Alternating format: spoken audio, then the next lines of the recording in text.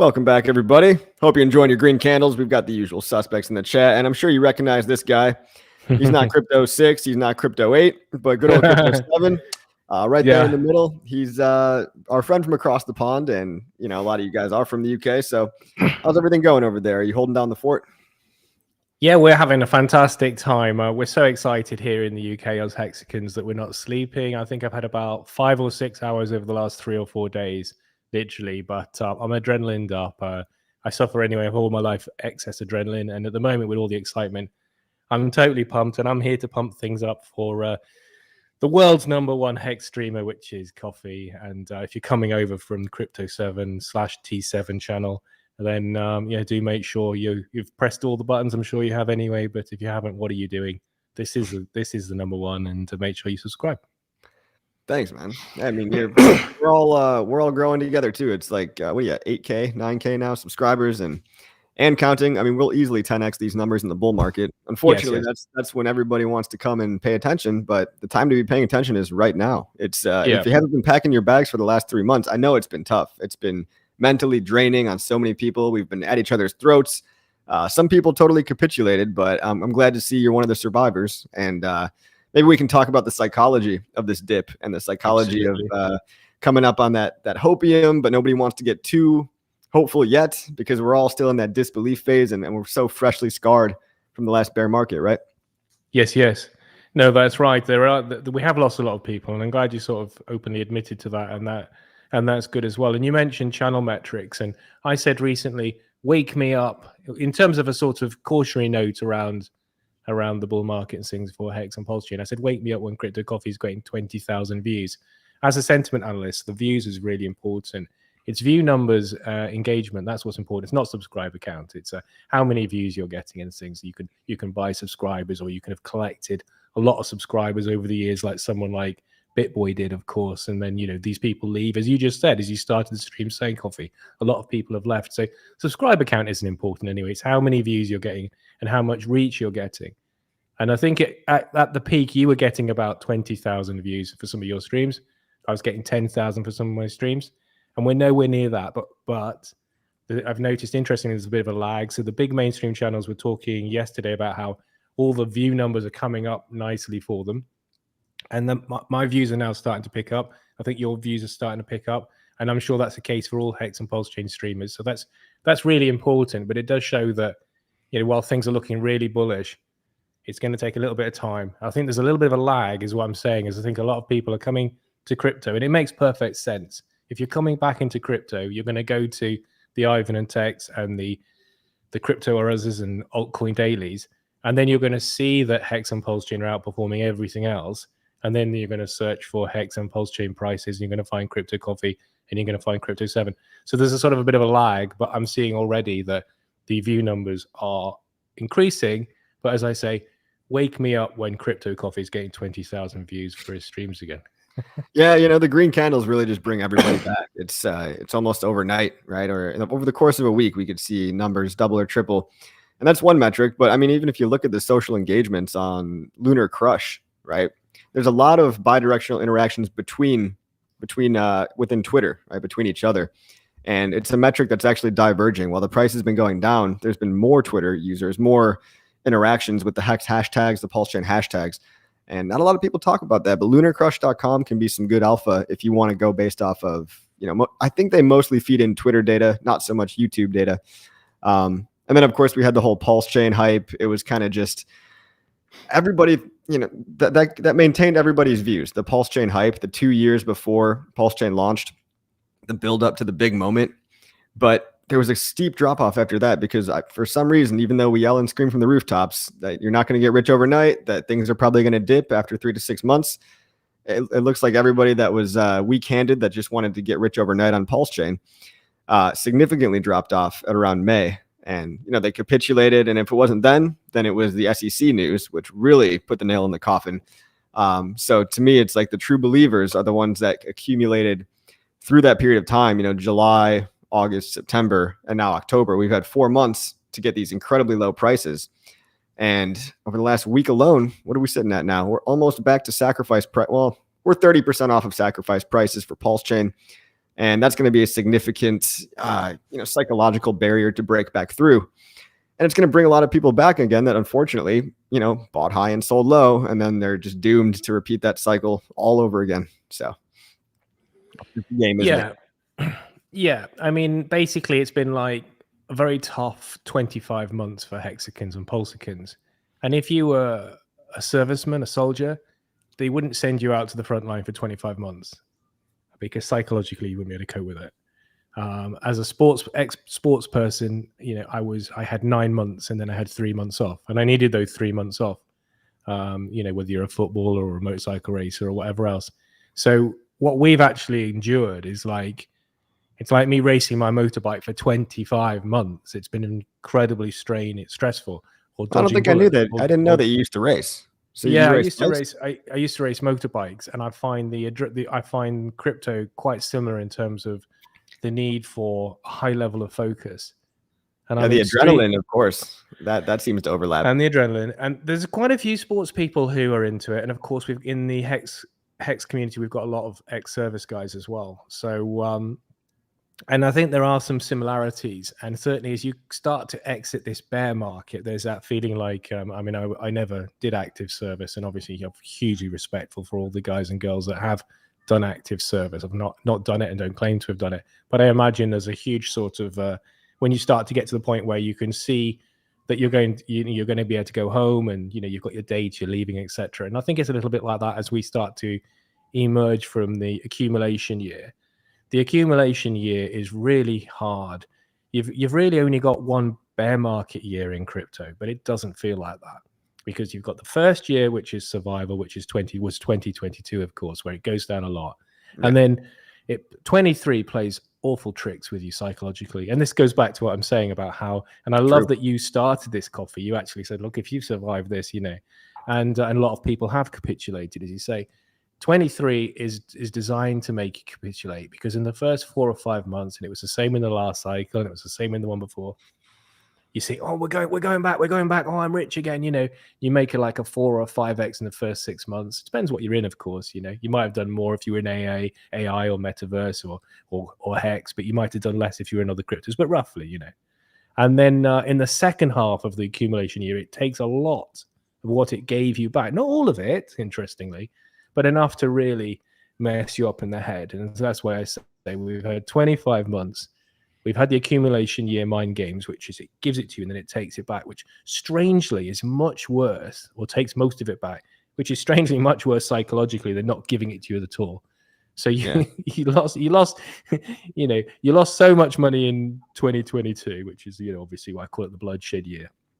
And they start giving it back to you in 23, and they say, no, now we're having it back again. And you go, oh, no, I can't. No, this is too much. I'm up and I'm down and I'm messed up. And that's the situation. But at the moment, the surviving hexagons, and huge pat on the back to all of you. And honestly, I say this so heartfelt. It's so fantastic that you've made it, because you don't realize how rich, if you're watching Crypto Coffee now and you've smashed all the buttons for Crypto Coffee, which I'm sure you have, you're going to get really rich over the next couple of years.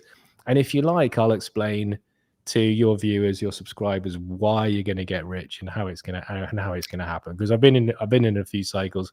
I don't know how it's going to work. Fantastic. Okay, let's bump it up for 1 second, though. I just want to say what's up to everybody else in the chat, especially Westcott, a true RH maximalist. It's very refreshing to see on the timeline.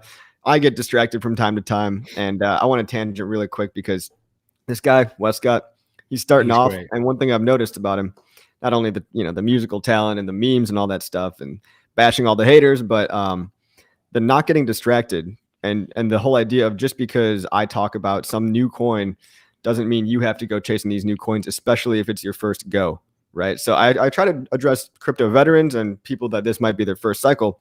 Dudes like Westcott, right? It's their first cycle, and they realize, we got to concentrate our wealth into maybe 4 or 5 coins at the most, and not just go shotgun approach into 50 different altcoins. And just because we're at different stages of crypto, we got to be able to see the nuance in that, right? So a lot of people think, oh, just because I'm talking about something, I have to go rush in and ape into that new coin. But we have to understand, like Westcott, right, that once you can afford to diversify, once your cuppeth floweth overeth, then you can, maybe take some shots at some new alternative options. But if you're not sitting on, a couple hundred G's, maybe concentrate that wealth and don't just chase every meme coin under the sun. So that's the message that he's been putting out there lately. So just wanted to say shout out to that guy. And also Ted Nelson, what's going on? Kaiza, of course, what's up? I just want to finish saying what's up to everybody. Rebel Yell, Crypto Bigfoot, of course, in the house. Everyone's got the sevens in the chat. They love you over here. You've got your own little cult over there. Thank you. Let's see. Silver the Antidote. It's been a while, man. Hope you've been all right. We say on Crypto 7 that we're going to be feeding the stray cats in Monaco with king prawns from the deli in about a year or two. And because we're invested in HEX and PulseChain. However, Tangent pointed out today that they don't have any stray cats in Monaco. So I think the Crypto 7 community, we're all heading to Portugal, because I've been to Portugal recently and they definitely got a lot of stray cats there. So the objective for us out of this cycle is we're going to have enough money to be able to feed all the stray cats in Portugal with king prawns from the deli counter. That's a tall order, man. It's a lot of cats. We're going to make a lot of money. We're going to make a lot of money in this cycle, guys. I'll come on to that now. I love Westcott. I'm a huge fan of Westcott and his wingman ATX. I think I'll weave Westcott in later when we talk about Alex the Friendly Whale, because we've got to talk about that, haven't we? Let's make sure we do. Alex the Friendly Whale, the debatable, everyone's got their new conspiracy about this guy. Yeah, dude chucked 100K on stream like a fucking Chad. He upped the candle 18% in one go. And if you look at his buy orders, he was buying HEX, I think mostly around 0.003. And so far he's accumulated, and I know this from Matty Allen's stream. Okay, I know this secondhand from watching Matty Allen. $3.7 million position in HEX. And then has the audacity to come on stream and say, you don't want to counter trade me, guys. you really, really don't want to go against me on this one. So, yeah, what do you take of that confidence? Is he legit? What do you think? I think that it doesn't really matter whether. I think it's great. I think it's great that somebody's coming forward and saying that they will defend the 1 cent in HEX on Ethereum. I think it's great that we're being told that people are very interested in pushing the price up on HEX and Ethereum. I can't see how we can think that's a bad thing. Quite a lot of my subscribers are sort of saying, not sure about this guy and etc. I'm not sure if I trust this guy. And what I say to your community and mine is, well, look, we don't need to trust him. We're not meant to trust him. I don't think Alex would expect us to trust him. I think it's just nice that someone is saying that they're going to defend the 1 cent line, whether they do or don't. At the moment, it looks like they're trying to at the moment.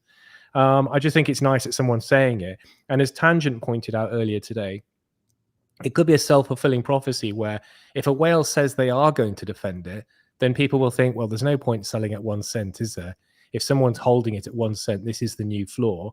And so in a sense, I don't necessarily see it as, I can't see that it's a bad thing, so long as you don't start to give him some sort of totemic status or say, oh, look, Alex is going to lead us into the promised land or something like that. Don't worshiping this guy. If you've never seen his face, right? I mean, he sounds kind of odd too. He's kind of an odd sounding dude. But just like Godwhale, right? Godwhale came on a stream at one point, I believe. Oh no, he came on Twitter rather, and he affirmed, yes, I am a real person. Yes, I do believe in HEX. I believe this Alex guy was probably just doing the same thing. Occam's razor is he probably does believe in it, and he's probably just some rich dude. And it doesn't change the fact that he did buy 3.7 million objectively on chain. So whether or not he's, it was great. And then he bought live, didn't he? Which is sort of like providing his electronic signature to confirm that he is who he says he is. And I thought that was nice. Yeah. And my message, Crypto 7's message about Alex the Friendly Whale and his pod of potential friendly whales is let's have a healthy degree of suspicion towards it, and I think he'd expect that, but let's maintain being very respectful and courteous about him at all times until he sort of proves otherwise. But I think that I can't see how it's a bad thing. Take it for what it's worth. Take it as an advertising opportunity. Let's put a spotlight on this guy. If he dumps his bag later, I'm not going to be talking about it. I'm talking about when the whales buy, because that's good for our bags. That's good for the storytelling. It just it goes to show you there's some high net worth individuals out there that are dropping some pretty fat stacks into HEX, of all things, HEX. So I don't care if he sells his bag tomorrow. He still had to buy it. If he's going to sell it later, that's the point. You buy something to sell it later. Whether or not he's a real long-term believer or if he's going to sell in 6 months, I really, really don't care about any conspiracies. Some people want to take a negative angle at everything. And so I'm just saying, how can we tilt this into a positive frame, right? How can we use this for marketing? Because that's what it is. It's a good time to market. Absolutely, man. And while we're talking about Alex, the friendly whale, and potentially his gang of friendly whale friends, I love the sound of that. He want to send Hex up to, because one of the things he said was effectively what I took him to say anyway, was they're going to defend 1 cent, which is great, and they want to send it up to 56. And we can weave Westcott in here nicely because, you see, I don't think Alex was around in the early days, was he? And so he's now seen that Hex has been pushed right down due to various FUD things that we know about, and issues like that, and of course a long bear market for everyone. And so I think they're seeing it as there's lots and lots of ways you can make 20x in crypto. There's loads and loads of cryptos you're going to make a 20x in the next 2 years. And I think that Alex and his friends have decided that they can make at least a 50x, which is going to be much harder. They can make at least a 50x on Hex and Ethereum. One thing that occurred to me, Coffee, was what their plan might be. And if so, fantastic, I don't have a problem with that. What their plan might be is to push the prices up to say 20 cents, 30 cents, something like that, to make a quick and dirty 15 to 20x over the next 6 months, then take some profit and then go and invest in other cryptos. I don't have a problem with that. Cryptos are for buying and selling. And if they end up being the catalyst to actually start pushing us up, because the more people are buying, the more buying pressure there is, and more different buyers will have arriving, and that will allow things to just keep going and keep going. But in terms of someone like Westcott, who's new to Hex, you see, I think that Alex, a friendly whale, has decided that at a fraction of a penny, Hex on Ethereum was a really good buy. I also wonder genuinely if Alex watched my stream with Johnny Chaos, where Johnny Chaos a couple of days ago, if you haven't seen it, do check that out. Johnny Chaos says that Hex on Ethereum is easiest to pump, and that Hex on Ethereum will pump hardest of all, and that a buy of Hex on Ethereum is a buy for Hex on PulseChain, it's a buy for PulseX, it's a buy for Icosa, and it's a buy for Hedron, and all the big projects on PulseChain, because of the fact things are bonded and all the rest. But I wonder if Alex and his rich friends in Santa Monica or wherever they are heard Is that where Johnny they claim Chaos. to be from? No, I made that up. That bit I made up. I wonder. I was just sort of like, because obviously you got wealthy people in Santa Monica. Sorry, other wealthy places are available, like Bermuda. And but no, I think that they just maybe thought, well, this is it. Then let's make our strategy to push up the price on Hex. And so the link with Westcott there is, these people are new to the ecosystem. They're seeing that it's a strong community. They're seeing that it's a good crypto that's never had any exploits. It's never had any downtime. And they're thinking they may be also sensing or getting wind of the SEC stuff. And they're thinking this is a good thing. So in summary, I think that it's fantastic, and massive credit and shout out to Matty Allin for bringing this to the community, and also Axis and Crispy. And I think they did their due deal before they brought him on to a great extent. They checked out the on-chain stuff and all the rest. So I think that, I can't see how it's a bad thing, that's for sure. And very, very, I thought we'd had a fantastic 10 days, and then these guys brought this. I actually, because I've not been sleeping very much, I actually had to pinch myself. I thought, is this actually, so there's somebody who's saying that they're going to defend 1 cent and they're going to bring us up to the prior all-time high. I just thought, am I actually dreaming? Because I am starting to have Hex and PulseChain dreams. I'd be lying if I said I haven't as well. I've dreamt about Hex at $1 more often than you know, guys. More often than you know. I got to sum it up just like Crypto Munch says. The positive thing is that buy put Hex on the map again. Yeah, green candle and a green price chart is the best billboard. It's the best advertising. Take it with a grain of salt. Let's not worship this guy. Let's not ride his dick or anything, because let's not basically eye fuck everybody.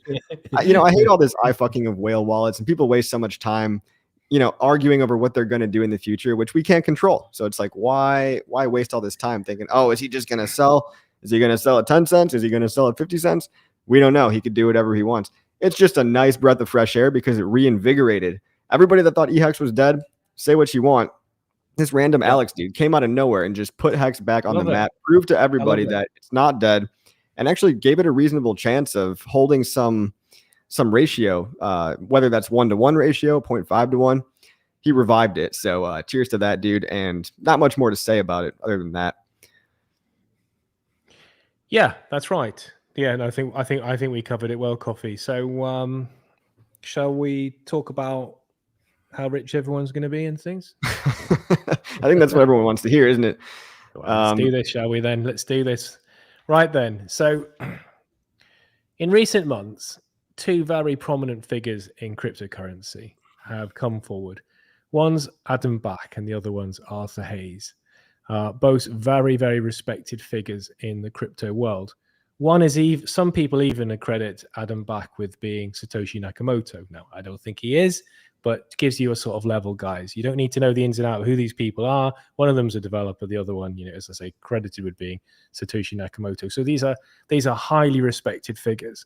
And what they did in recent months is they came forward and very matter-of-factly, very impassionately just said, look, if the SEC grants this Bitcoin ETF, then you do realize that we're going to 100K here. We're going to the moon, because simple supply and demand. There's less and less Bitcoin on exchanges. The miners don't want to sell it. There's a limited supply. There's record low supply allied with record buying. So the institutions are going to bring record buying. So if you got record buying and record high buying, record low supply, you do the maths. We all know what that means. So they just said, look, if this happens, this is what's going to happen. Simple as that. Since those two prominent figures, highly respected, not like Jim Cramer, I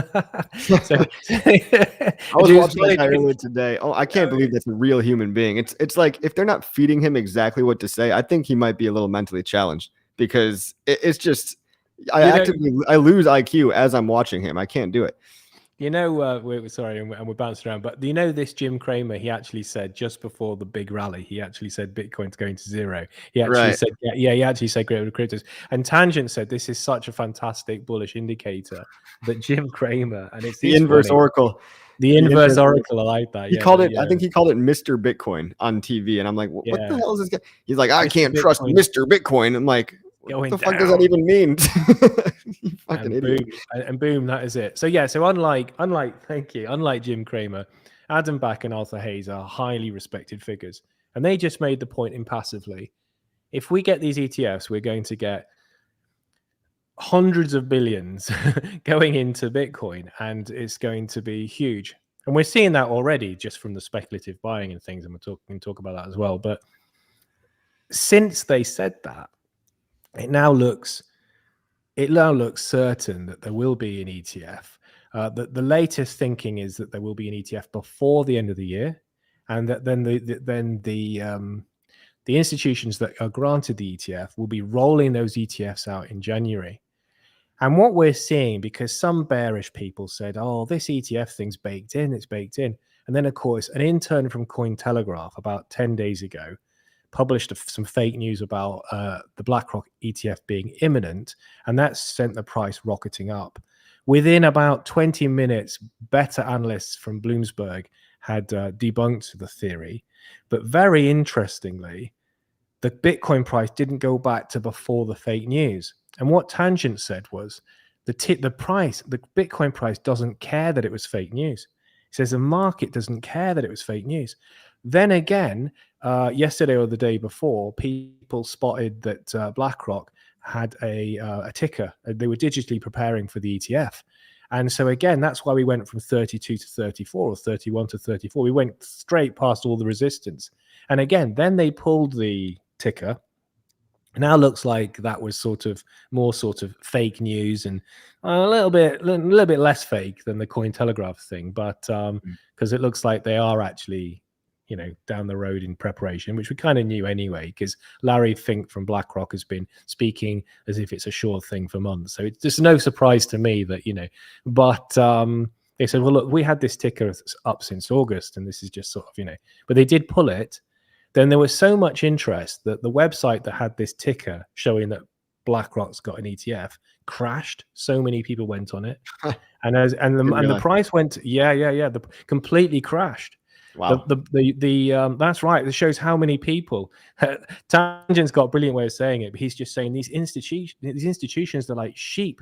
No one wants to be first. They all want to buy. It looks like the big players have been told they've got permission to buy coffee as soon as it's certain. They're allowed to front run the ETF as soon as they're certain it's happening. So an intern from Cointelegraph said that there was an ETF which was completely disproved within 20 minutes by Bloomberg, sent the price rocketing up, and it didn't come back down as far as it was before the fake news. Then again with this ticker thing, we went to 34, 30, we went to 35, didn't we? And then we're at 34 now. So again, the market doesn't care this is fake news. Now I don't know about you, but I haven't seen this before. I've never seen this where the prices are like a coiled spring. So this is going to happen, and we can see from the fact that even just fake news is bringing us up and when they're not going down, when it's proven to be fake, that there's going to be a tsunami of buying. And the buying from the ETFs is sort of like, it's at least twofold. You've got the speculative buying, which is starting already, but as we can see, we've seen nothing yet. And it goes to Adam Back and Arthur Hayes' theory that we could see 100k Bitcoin even just from the ETF, which is wild. It's insane, but this is crypto. This is crypto, baby. Welcome to crypto. And so yeah, I mean that's absolutely insane.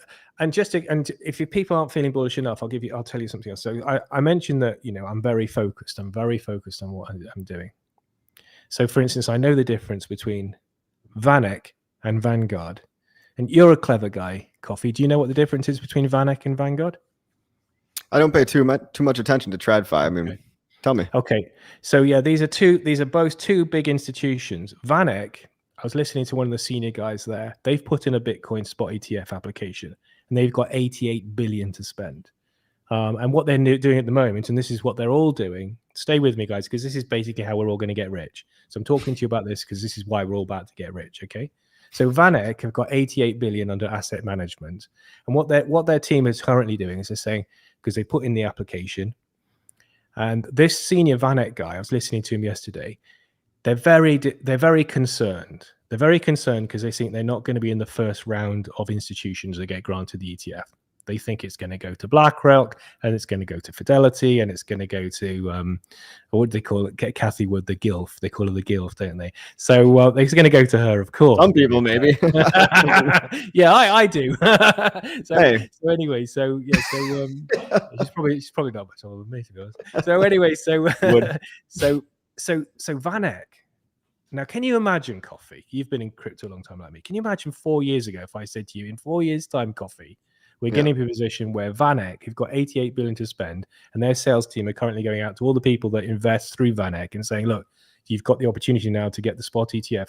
You see, what these people will do is they won't say, okay, then flip out of gold and this. They'll say, okay, keep me in gold, because this is what you do when you're super wealthy. You stay diversified, but let's find some more money to get into Bitcoin. So this is going to be additional money. So VanEck's assets under management will go from 88 billion to 100 billion, for instance, almost overnight as they start to bring in new money for this. Now, I asked you the question, do you know what the difference is between VanEck and Vanguard? And the difference is 88 billion, which is what VanEck's got to spend, and 8 trillion, which is what Vanguard have got to spend, okay? And Vanguard are one of the ones that are probably going to be in the first round.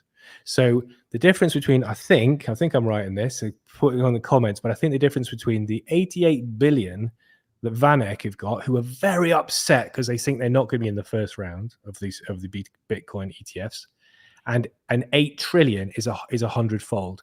So Vanguard is 100 times bigger.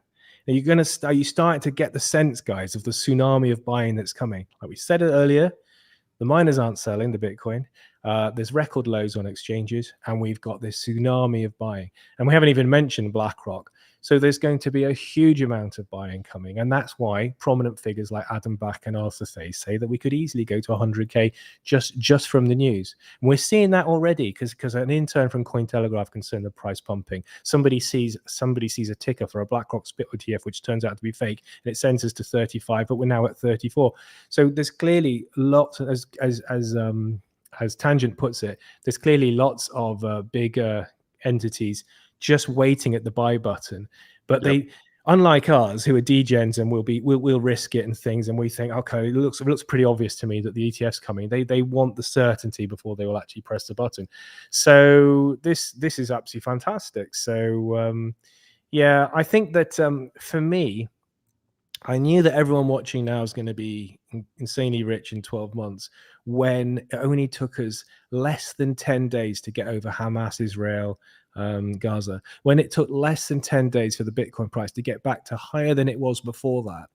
Because for me, I see that as potentially as big as COVID was, because it's got the potential to really escalate. And the markets know that. The markets aren't stupid. So they will have factored that. But despite the fact that, it's a major, it's a conflict, it's a major issue. So people de-risk when there's conflict, and it's massive. And who knows how many countries might go into that.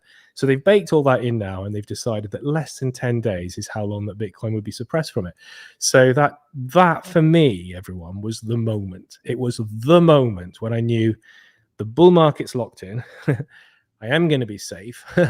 And now since, of course, with all this business with the ETF and things and the price action, interestingly, this positive price action that we're seeing was pretty much as soon as we got over Hamas, which, as I say, only took less than 10 days to get back to a higher price than before. And at that point, I knew that everyone watching Crypto Coffee now is going to have an absolutely wonderful 2024 and 2025. You heard it here first, everybody. Thank you, Crypto 7, for blessing us with the bear market, sir. Yes. You said it here. So it's absolute certainty when it come out of Crypto 7's mouth. But no, that is a good metric, though. I did not realize that Vanguard was 100x Van Eck. It does look like Vanguard's getting approved first. I'm not surprised. They've got more money to throw around. So I agree with Mike James here. I would not be surprised if Gensler is taking some bribes or having some closed door deals in some dark rooms, people with hoods and candles and all that, seances and whatnot. He worked at Goldman Sachs. He was the youngest partner ever at Goldman Sachs. So tell me there's not a conflict of interest there. Yeah. Right. It's just glaring you in the face. But yeah, so we know the ETFs are, just like you, I'd say they're a certainty, 99.99%, minus an asteroid hitting the earth. And then you've got the halvening, which is a programmatic certainty.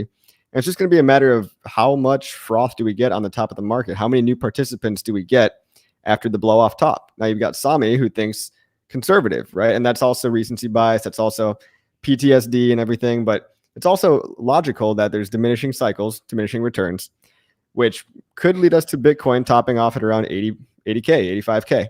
Right after 69K, everyone gets too excited. They buy the top and it's right back down. And we've got geopolitical instability, like you mentioned. We've got money printing machines potentially going back on to save us from these, Israel, whatever the flavor of the month conflict is. And so money printers are going to be on, but at the same time, diminishing returns in Bitcoin and a bear market could be cut short just due to the fact that everybody's so ready for it this time. Like, how many more times can the cycle repeat itself? Now, I think it's hard to imagine us breaking 120K Bitcoin personally. But anywhere in that 80 to 120K range, I know that when I hear people calling for 250K, $1 million Bitcoin, they always do this. They always do outrageous price calls. And when you start to hear that, those are your top signals, guys. Those are your top signals. So congrats to you for being here, everybody watching, getting your bags packed now so that you can have you can afford the ability to have the luxury to say, well, I don't know if I want to sell my whole bag or just part of my bag. Those are good problems to have. You're not going to be the one saying, oh no, I got to buy more. When Bitcoin hits 100K, that's not the thought to be thinking, guys. Well, I agree that the bull market could be cut short. And it could be cut short because 2024 could be absolutely insane. And if Arthur Hayes is right and Adam Back's right, and I'm right, and many other people are right, that we could really exceed expectations in 2024. If that's the case, if, for instance, and much cleverer people than you or I, Coffee, with respect, we're in the 1%, but Arthur Hayes and Adam Back are in the 1% of the 1%, okay? I went all the way at university, but I'm not as clever as Adam Back, all right? So they're saying that we could go straight to 100K. I have no idea why the SoMe channel is saying that Bitcoin will top out at 75K or 80K. Well, diminishing returns, man. No, I have no idea why, because even if you factor inflation in that, in 4 years of inflation, you're not even getting back to the prior all-time high. Okay, everyone, because everyone get that? Okay, so 4 years, even if you just said 8%, that's so that would be a figure that wouldn't even be back.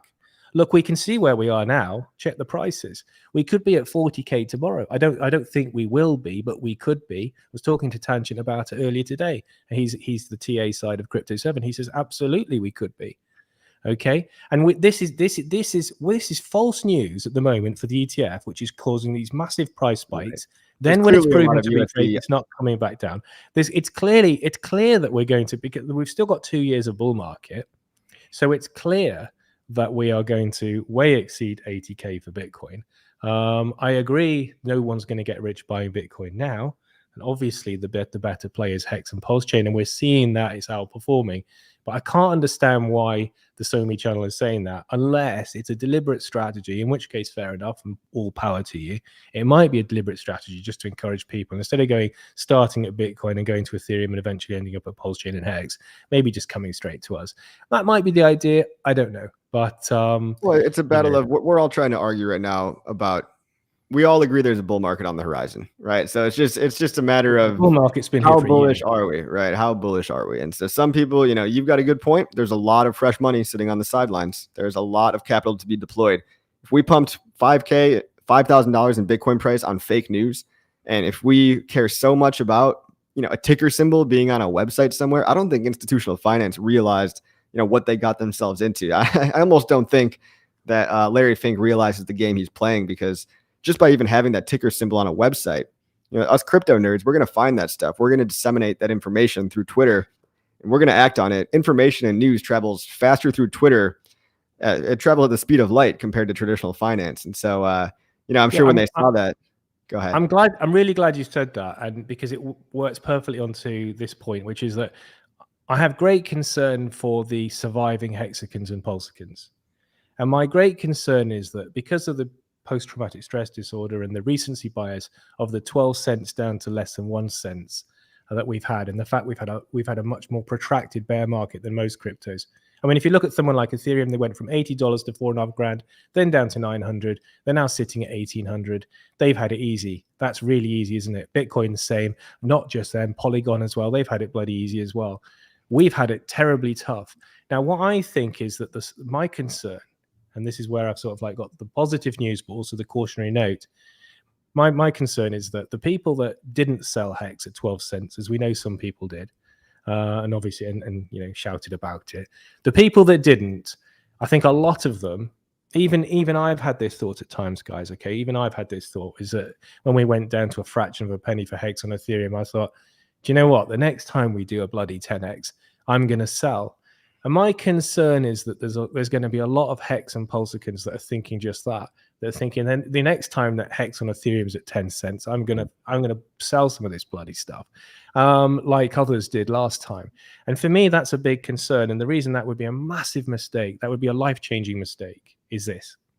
Because when we went from 1.7 cents to 12.7 cents on the run up to PulseChain and the hype around that, and you mentioned the hype around that coffee, at the time there wasn't much else going on in the crypto market, so investors in crypto were cautious and nervous and looking to maybe extract some profit, because they knew there was another 9-10 months at least of accumulation and uncertainty, and typically the second half of the accumulation year is worse than the first half, yada yada. Yeah, exactly. So but this time it's very different.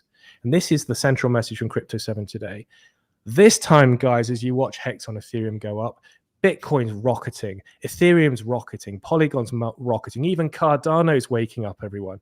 So this time, investors are much more confident.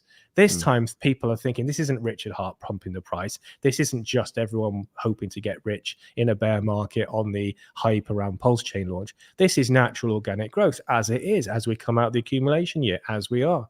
So this time, don't think I'm going to sell on a 10x. And this is where I sort of if it's okay me yabbiting on coffee, I'd like to, thanks, man. I'd like to present the 4 levels of wealth in HEX and PulseChain. Okay. So you've got level 1 is life-changing. Okay. Level 1 is life-changing. And you could actually, because a lot of people that are currently in HEX and PulseChain could attain life-changing wealth, even just from their current investments and things. And like I say, there'll be some people that think the next bloody time they'll have sworn themselves. They may even have promised their wives, the next time, honey, and the next time we get to 10x, I'm going to bloody sell some of these HEX. I promise. They may have Easier written it said than down. done, man. When the emotions come back, all bets are off. Well, yeah, it's easy to talk about what you're going to do in the bull market, but man, when those prices are up, or in the bear market, what you're going to do? Or the bear, right? Yeah, I suppose so. Well, hopefully, but I'm here to tell people why you don't want to sell on a 10x or a 50x. Okay, so the first stages of wealth in HEX and PulseChain is life changing, and life changing is like maybe you get to quit your job or go part time. Maybe you get to have a swimming pool when nobody else on your road's got a swimming pool, something like this. It's no big deal, really. Then the next stage is wife changing, okay? And wife changing could mean, obviously, you've got enough money to just say, right, you've got the house, I'm off. You change your wife, okay? Or you could have enough money, and this is the dual meaning of wife changing that you're getting on Crypto Coffee from Crypto 7. Or it could mean you've got enough money that your wife changes. Do you get that? So you might say, honey, you don't have to work anymore. Yeah. You go down the hairdressers. Yeah. Let's have a pool. Do you want a bigger kitchen? Suddenly your wife's a lot happier. Suddenly you like your wife likes you. Okay, so that's wife changing. Okay, so that's only stage 2. We've still got another 2 stages to go, guys. And this is where we've got to aim for. This is what we've got to aim for. Sounds personal. This sounds like a very personal. The next stage, everything's personal, man. Everything's personal, you know. Crypto. They say cryptocurrency isn't life or death. It's more serious than that. Yeah. The next stage is stage 2, which is generational wealth. Okay, so this is when you make enough that you've not only had the wife-changing option, but you've also got enough that you can say to your kids, well, you follow your dreams. Yeah, you know, if you want to ride horses, do what you like. Generational wealth. Your kids don't have to work. And then stage 1, which is like, you know, where someone like Funding Jim will get, is legacy wealth. Legacy wealth is when your grandkids don't have to work. And this is what's available from Pulse and HEX.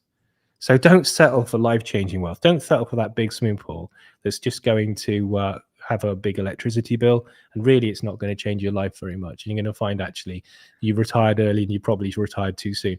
That was the stage 1, life changing, and then you got wife changing, then you got generation, and then you got legacy. Legacy is when your grandkids don't have to work, and it's when there's some boat looking at whales and things which has got your name on it. That's what Funding Jim's going to attain, and many other people in HEX and PulseChain as well. What I'm doing is I'm trying for legacy wealth. And if I just have to settle on generational or wife changing, you know, then that'll just have to be how it is, okay? But those are the 4 stages. Now, my concern is going back to it. So almost all of us that have, and as you say, of the minority that have survived this, we can see from the viewing numbers, which you talked about earlier, of the minority that survived, we've all got PTSD from a 25 months bear market. We've all got PTSD from the fact that some people sold at 12 and we went all the way down to less than 1. And we had to tell our husbands, boyfriends, and wives, you know, we don't have any money now. And this, they're going to say, yeah, we're going to 10x this time. Yeah, we're all 3. We're going to 10x this time.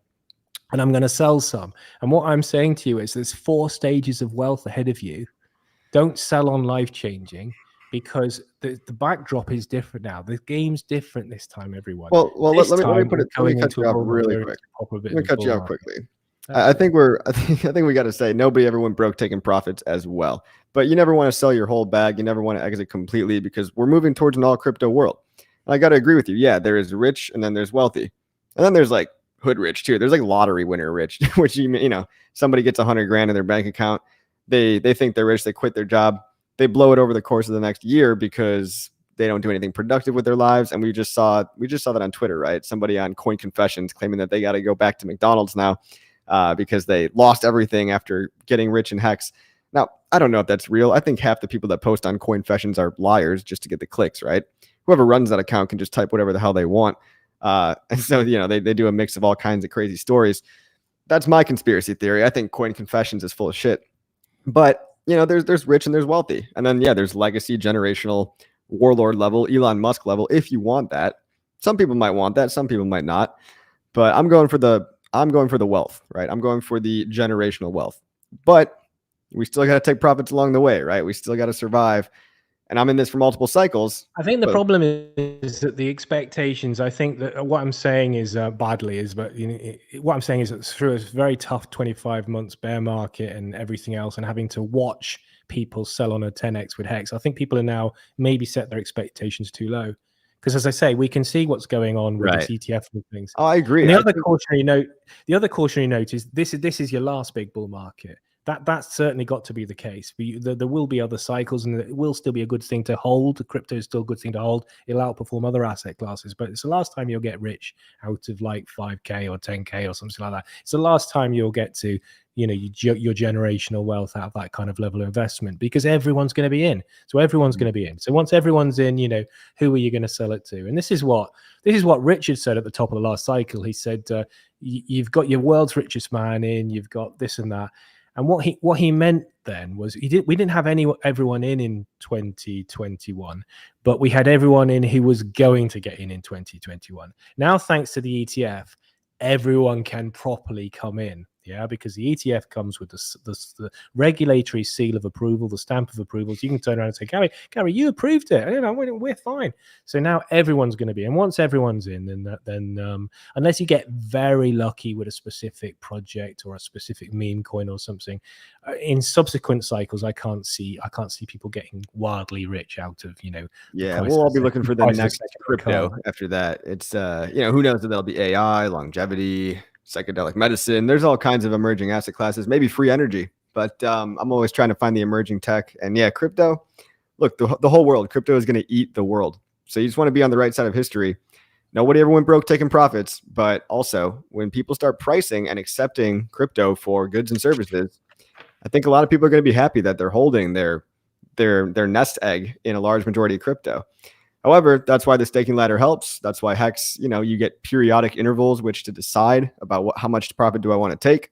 You don't just make one 15-year stake, guys. You don't just launch a single YOLO bet.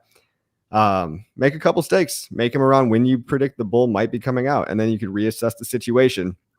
Same thing with yield farming. Same thing with just checking in on these periodic intervals, because yeah, we do need cash in the bank while the world is still a cash-based. Well, we still believe in, you know, the magic made up internet money of the Fed. But one day, I hope, and this is where I see the world going, it's just going to be peer-to-peer digital electronic cash. Like, it doesn't matter what crypto, there will be back-end services converting it all on our behalf. And that's just because it's a better experience. It's better money. Nobody can shut me off. Nobody can tell me what to do with it. And if I want to transact with you, you accept Dogecoin, I pay you in HEX. There will probably be some service in the middle, some decentralized protocol that does all the conversion for us. And one day you'll probably be able to buy a house with HEX. It might take 10 more years, but that's why I've got 10-year stakes, right? So enjoy the bull. You can get rich in the bull, but you get wealthy on multiple cycles. Yes, that is all. Absolutely.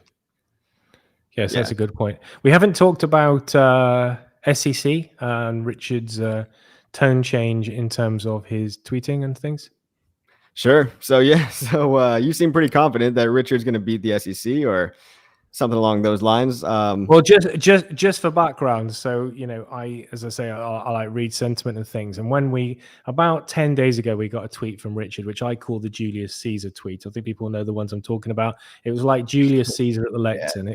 It was like Richard Hart back on steroids.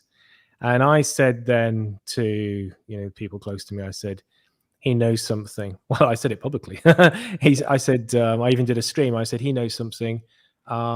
This is Richard Hart back on steroids. It's like Julius Caesar at the lectern. He's saying, you know, all those who doubted me, where are you now? All this sort of thing. It was like the oratory of a king, and it was back to the sort of Messiah complex and all the things we love about Richard Hart. Yeah. No man bags, or what do you call them, fanny packs or something in the US, but none of that. The Ben Armstrong made famous in that video clip of him with the guns outside the guy's house. But I thought this is fantastic. So I said, I think this is the moment. I think the SEC threat has evaporated, and within about 3 hours we went on that insane run. And you were looking at a 3x in over 200%, which is the 3x in HEX on Ethereum. So I was very pleased with that. I also said, watch, he'll change his bio next, and he did. So I've been crushing it just using sentiment analysis recently. And now what I'm saying, and I notice that Rags is also saying it, which is great. I'm saying, look, I think the SEC threat has evaporated. I think that how it works is they say, look, NDA, you're not allowed to say it. We say it because that empowers the SEC. See, we announce it. You don't announce it. But I think that Richard has either been told they're going to drop it, or his lawyers are saying, well, look, they've had to withdraw. They have chosen to withdraw with Chris Larsen and Brad Garlinghouse. People don't know that watch Crypto Coffee. Chris Larsen and Brad Garlinghouse are the Richard Hart equivalents at XRP. And the US has a great expense, US taxpayers' expense, pursued poor Chris Larsen and Brad Garlinghouse in the courts in very much the same way as they're pursuing Richard Hart. So they've now dropped this at great expense to the US taxpayer. And of course, Richard's lawyers are going to be saying, so they're going to be writing already to SEC and saying, we know that you've dropped your case against the SEC founders, Chris Larsen and Brad Garlinghouse. So please let us know when you're going to drop for Richard as well. I think that either Richard's lawyers have said, look, I think the threat's gone here, but obviously we haven't got confirmation yet. Or they've actually said, and the SEC are going to make the announcement because that's what they do, as I say, to empower the SEC. Much in the same way as I noticed Gary Gensler recently describing the Bitcoin spot ETF as a security. He was saying, just to be helpful. This was a couple of days ago. He was saying, just to be helpful to your viewers, this is on live television. How the Bitcoin spot ETF is going to work is it's going to be wrapped in a security. So he was introducing that security word so that as the chairman of the Securities and Exchange Commission, he can take credit for it when it launches. Crypto prices go to the moon. Then everyone moves from Bitcoin to Ethereum. Then there's problems with the gas fees on Ethereum, and then they all gravitate to PulseChain and will become insanely rich. Well, you know what? It's wishful thinking, but I would love to believe that FUD. It's facts. It's all facts. What's wishful thinking? It's facts. The consensus is no. Look, check yourself. Look, we're gonna get the ETF before the end of the year. That's what the markets think. That's what they're pretty accurate. The guys like Bloomberg know what they're talking about. Yeah, I'm agreeing the about ETF before the end of the year. We're going to but did you know they're going to roll them out in January? So we're going to have a tsunami of speculative buying. And look, I think regardless of whether the SEC gets dropped or not, I think you can fight the SEC and at the same time have a complete bull market. I think people can buy despite an overlooming SEC case. And because we don't know, there's so many things that could happen, right? Richard, on the November 28th date, he's forced to do something. And so the first logical thing would be a motion to dismiss, or he might not respond at all, because for all we know, we don't even know if he's been physically served in real life. So can the court proceedings even happen? On top of this, Gary Gensler has fallen out of favor in the USA, and he's pissed a lot of people off. True. And when the regime changes, whoever they put in place, whatever puppet they put for our next president, might be shaking up the chairs a little bit. Gensler might be out if they get to pass the SEC Stabilization Act, which is what they're calling it. Tom Emmer just got elected as Speaker of the House, who's a Republican, who's pro-crypto. So we're seeing a big shift. So there's a bunch of bullish things to say here, but the only problem is we can't say with certainty anything. But all we can say is there's a lot of positive sentiment that the tides are potentially turning back, that Gensler and the Karen of crypto, who is that, Senator Warren, they seem to be losing this fight. And maybe they were just put there. Maybe they were just pawns to try to suppress crypto, Operation Choke Point 2.0, they're calling it, temporarily. Well, BlackRock could get their affairs in order. And like you said, now BlackRock has their affairs in order. Now it seems that the ETFs are inevitable. Maybe when they're about to launch the pro-crypto propaganda, Larry Fink and his flight to quality narrative, that is probably going to lead people into Bitcoin. And what happens after that? Their money's in crypto, so it overflows into the altcoins, into Ethereum. So with or without, regardless of if this SEC case gets dropped, I hope to God it does, but we can't just say that like it's certainty. Yeah. We can still pump. Even we can't at this stage. We can't at this stage. I agree with all that really, really strongly, Coffee. And I think I like what you said there that, look, HEX and PulseChain are going to pump even if this court case drags out for another 5 years. I agree with that. It's just that obviously, you're really letting the brakes off. You're really letting us go if that does tend to fall away. Obviously, that would be better still. But I agree with that. Also, Johnny Chaos, when I streamed with him a couple of days ago, he said the only people that care about the SEC case is Hexicans and Pulsicans, and nobody else cares about it. Nobody else is even. Which goes exactly to what you're saying, friend, that, when we get to the bull market and everyone's running towards cryptocurrency with $100 bills in their hands, then they're going to go for the cryptos that are pumping. And right now, what's pumping? I think though that So 100% agree with all of that, Coffee. No, that's a good point about Johnny Chaos. Yeah, he's saying the only look, I study everything that Chaos says, but he says that the only people that care about the SEC is and we should stop talking about it. But I keep falling into the trap.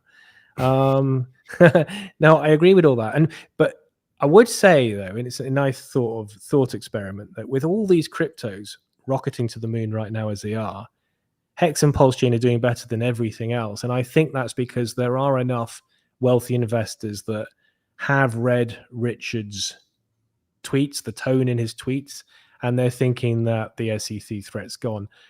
Because there's got to be some reason why, there are all these cryptos that are doing double percentage figures daily, and yet HEX and PulseChain are consistently the biggest green bubbles. And previously, obviously, we were overshadowed. We had the dark, rainy cloud of SEC over us, and now that seems to have been lifted because we're absolutely crushing everything, which is fantastic. And unless you know of another reason why it might be, I think it's because the investment community are reading into Richard's tweets and saying that the SEC threats disappeared. But you might have other reasons. You might have other thoughts of that. I don't know. Well, I just want to, first of all, correct my previous statement. You are correct. I probably said Tom Emmer, meant to say Mike Johnson. Tom Emmer dropped as Speaker of the House. So just wanted to correct my previous statement on that. But I agree with what you're saying, man. I agree with what you're saying. There's a lot of positive sentiment going on. And, whether or not they drop the case or not, it's people, they see green candles, they click buy. We're simple creatures. We're just. But it's interesting. But you were distracted by someone in the comments, but I was asking the question, why, if it's not because the investment community think that the SEC is withdrawing, and you may have some very good reasons. What are the other reasons why HEX and PulseChain might be crushing everything else at the moment? Well, they're better products. I mean, look. Yeah, okay. We're not reinventing the wheel, right? No, PulseChain, cheaper, faster Ethereum. We know ETH 2.0 works. Yeah. We know people love it. What sucks about Ethereum? It's too expensive. It's a little bit slow. It boxes out, it prices out new users. So you got a cheaper, faster Ethereum. You copied everybody's coins, so you got to give them a little airdrop, regardless of whether it's worth $10 or $1,000. It doesn't matter. People will do more work for free money than they'll do to make money the old-fashioned way. It's kind of ironic, actually. People will put more effort into airdrop hunting than they'll put into working a job to make more money than they would have if the whole time they spent airdrop hunting. Anyway, HEX, better Bitcoin. That's a bold claim. A lot of people don't like to hear that one, but we know it's safe. We know it's trustless yield. It's a mutable contract, 100% uptime. It's probably the safest DeFi protocol out there because I don't know anything else that's never had a bug, never been hacked, other than maybe Uniswap, And so you've got these immutable products, these untouchable admin key free code. You got PulseX as well, trading platform, copy of UniV2 with a buy and burn function. The fee switch is routed to making the price of PulseX go up rather than just sitting there dormant. It's better than Uni. Uni's a fake governance duct tape on coin. So you've got these three coins that are, again, they're just the next evolution of what already exists. We took what worked in the real world. We took Bitcoin digital gold and we made HEX digital CD. We took PulseChain, the digital oil, or we took Ethereum, the digital oil, and we made PulseChain, which is like the high octane, right? It's the better stuff. And then PulseX, just a better Uniswap where you can actually own a share of the casino. You buy Uni token, it doesn't do shit. It's just a speculative asset with fake governance because, let's be honest, Uniswap Labs owns 90% of it anyway. So PulseX, buy and burn function, directly proportional. The buy and burn function buys and burns more when there's more volume and adoption on the PulseX platform. So people that invest in PulseX are investing in the success of the protocol as well, which is why a lot of people, I'm making a video about this. If you're a PulseX holder, it is highly in your interest to see that platform to succeed, to make it liquid and to promote it, because the more you promote it, the more transaction activity goes on, the more PulseX is bought and burned off the open market. Buying makes price go up. So, and the more we use it as well, because there are other decentralized exchanges on PulseChain, but it's in your interest to use yours, isn't it? That's the thing. It's the PLSX one. Yeah. I think we could really do with K4K coming out and doing another PLSX price prediction video. K4K needs to come back and do it for the fresh people, because go ahead. One of the things that I say is that I think one of the reasons why we attracted so many people to PulseChain was the willingness and the bravery of HEX and PulseChain streamers to have a go at PulseChain predictions. Now, they were impossible. We were throwing darts at a board in the dark after having 8 pints of lager, because we didn't know when PulseChain would launch. We didn't know what the price of Bitcoin would be at the time. We didn't know how successful the launch would be. We didn't know how many people would be using the products and things. We didn't know what the macro conditions would be. And we know all these things now. So I think that we could actually provide some really nice substantive predictions. And I think that's what people want. I think that's what people are looking for. That's what they're going onto YouTube for. And I think the only thing I would say is a more honest way of doing price predictions around something like PLSX or PLS is, rather than trying to say it's going to do a 200x in this cycle from here, I think it's better to actually, because it's so performing, it's so difficult to get anywhere near the actual figure because the sky's the limit. I think it's better to just give a range and say, look, I would be shocked. So from these prices, for instance, everyone, I'd be shocked if either of the two racehorse hexes didn't do at least a 50x. And funnily enough, we know that Alex, the friendly whale, is looking for a 50x in hex on Ethereum. And I wouldn't be surprised if they did a 200x. So my range, if you like, would be 50 to 200x. For PLS, it might be 100 to 300x.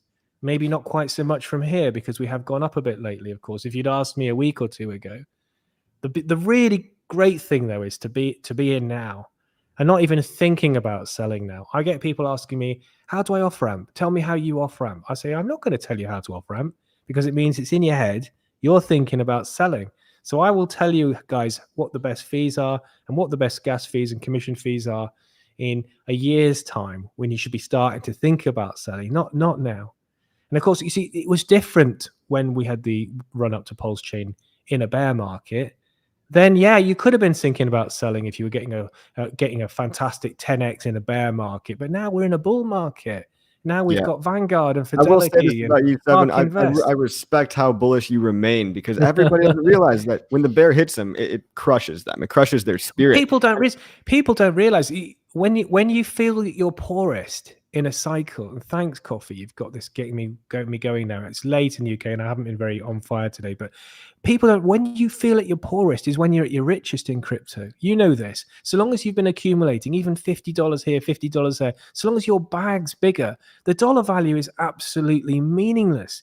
You happily traded 30 cents for one hex a couple of years ago. So surely a fraction of a cent is a fantastic deal now. We know what's possible. We know what's possible psychologically for people to attain. And typically these things do blow off tops. Typically, yeah. And people's predictions, when it comes, you mentioned it, right? Price predictions are a funny thing.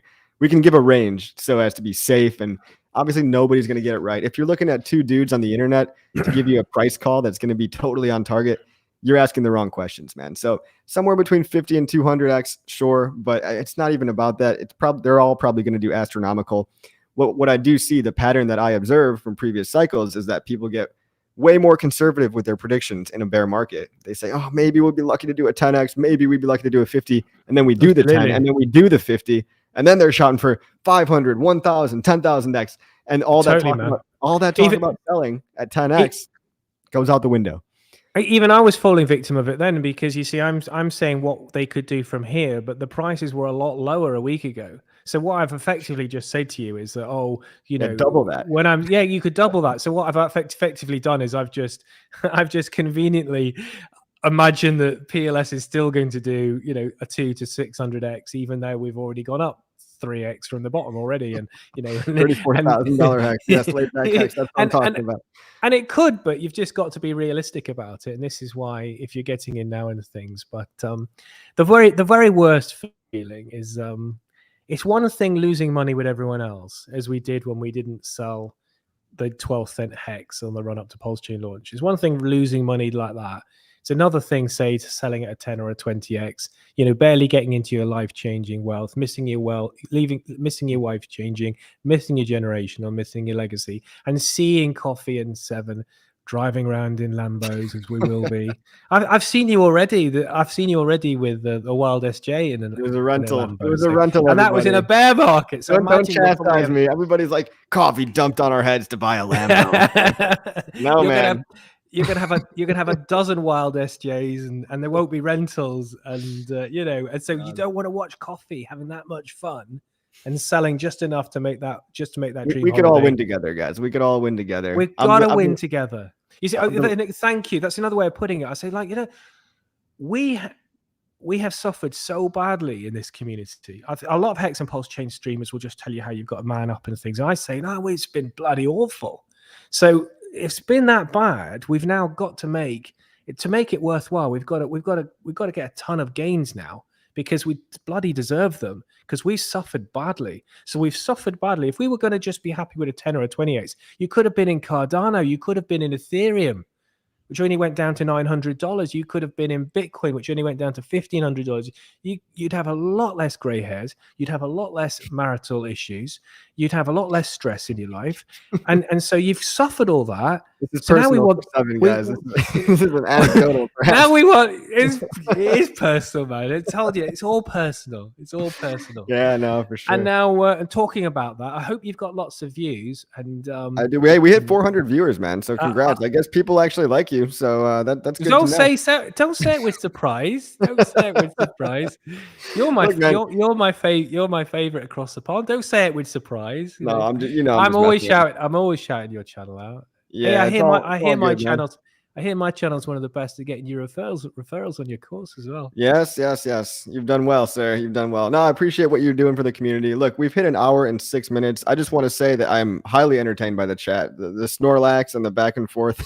I've been laughing in my mind, guys. I've been trying not to show it, but yeah, and I know some of the American Hexicans don't like me, but don't let your personal feelings about the Brit and my posh British accent and my good looks for my age, don't let that put you off making it to Monaco with me. And as I say, we're going to be feeding the stray cats in Monaco king prawns, but possibly Portugal, because apparently Tangent says there's no stray cats in Monaco. Coffee, thanks so much for having me. I think this is the point when you tell all your subscribers to subscribe to my channel. Yep. All right. And then I go, I think. Yep, that's right. Guys, give this man a like, whether it's out of admiration or pity. You choose. Cheek. What cheek? I'm totally messing with you. I appreciate you being I know. You feel slightly threatened by me. That's what it is. Because I have the second highest engagement. I'm terrified. I'm terrified. What will I do? I tell you, yeah, I think that's the truth of it. That's the real flippening, right? Everyone always talks about ETH Bitcoin. No, it's 7 coffee. It's coffee 7. It's coffee 7. Yeah. All right, bros. Yeah. You all have a good one. See you on the next one. Yeah, it's always a pleasure, Coffee.